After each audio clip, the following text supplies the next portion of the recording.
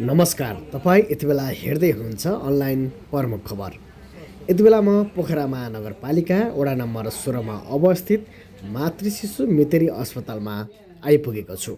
यहाँ हामीलाई उपभोक्ताले खबर गरे अनुसार यस अस्पतालको परिसरमा रहेको क्यान्टिनमा खाद्यान्न वस्तुहरू अव्यवस्थित तवरले बेचबिखन गरिरहेको र यहाँको तरकारीमा दुर्गन्ध आएको खबर पाए पश्चात हामी कास्की सिडिओ कार्यालयका सहायक प्रमुख चित्रानङ्ग बराल, वडा प्रहरी कार्यालय बगर, खाद्यान्न अनुगमन प्रमुख साथै पत्रकारको समूह सहित अनुगमन गरिरहेको यो दृश्य म तपाईँहरूलाई देखाइरहेको छु।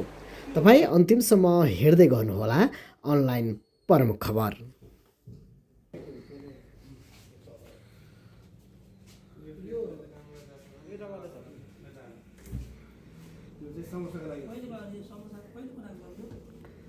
राफ्टिङ गरेर यसरी राख्नु होइन, ठिक छ। कहिले बनाउनु